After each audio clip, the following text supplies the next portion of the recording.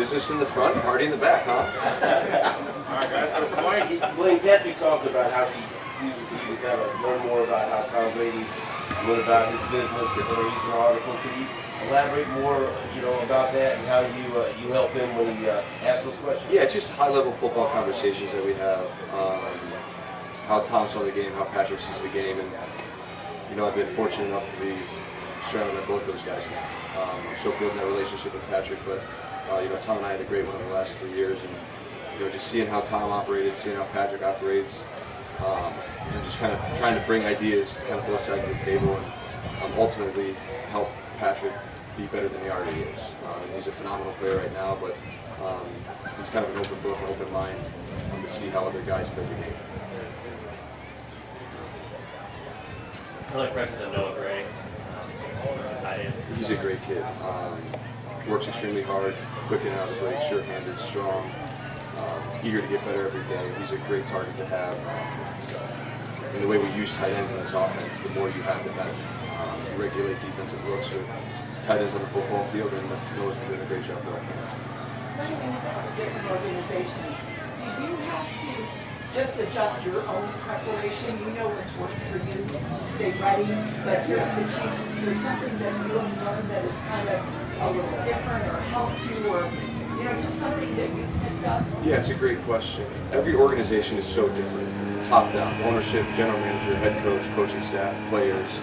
And for instance, in Tampa, we were a very old team. I think we're the oldest team in the NFL the last few years. So coming to the Chiefs, where we're a very young team, there's definitely more of a leadership, old guy type of role here. I think Travis and I are the oldest guys on the team right now, and I had definitely not been the oldest guy on the team as Tom was over. Yeah, every routine's different, every organization's different. Personally, I try and keep my routine very similar, getting ready for practice, how I study the playbook, how I study the game plans, how I physically get ready for the day. But yeah, every routine's different, so you got to tinker with the timing of things. But for the most part, every organization's dialed in the way they want to do it. You just have to come in and kind of learn that routine.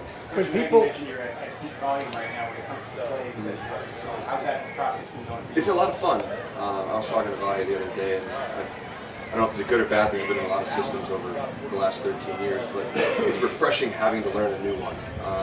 Having to really be on your P's and Q's in the in-storm meetings with Coach Reid. He's always asking you questions, so it forces you to kind of get one step ahead as the quarterback, because ultimately younger players will come to you and ask you questions, regardless if it's my first year in the system. So I want to be that kind of sounding board, that resource. So it forces me to get ahead, stay ahead.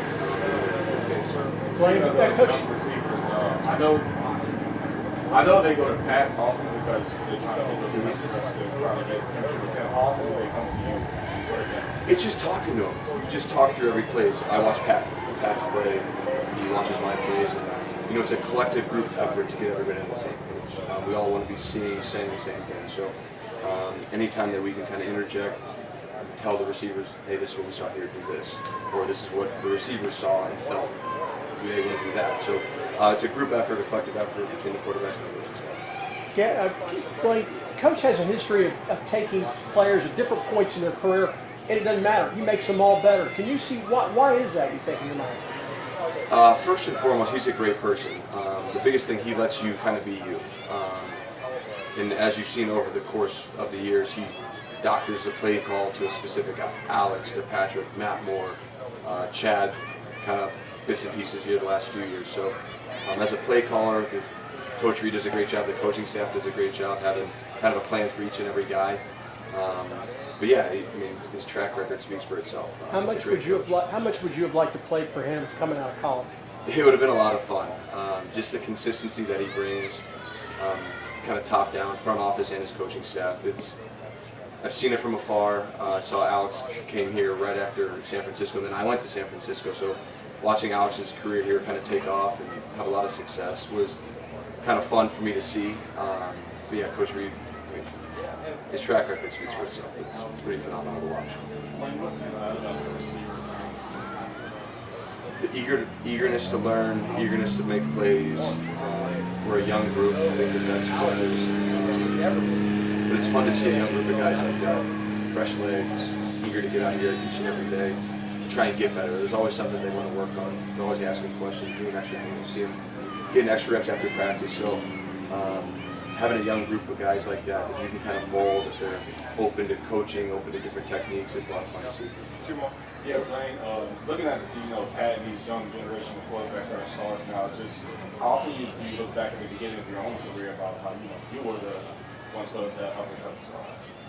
Yeah, I don't like to look back too much. It makes me kind of feel old, but it's a funny story. We were watching film. There was like a play we put in at the end of the game, and it was from 2011 in Jacksonville. They're like, "That was you were quarterback." They're like, "We couldn't even see you. The film was so great." That really made me feel. I was like, coming from college, I thought that film was like crystal clear and good. But like, we watch it now, I'm like, you can't even see me throwing a football. It's so bad. But, yeah, so looking back makes me feel old. So I don't agree with that.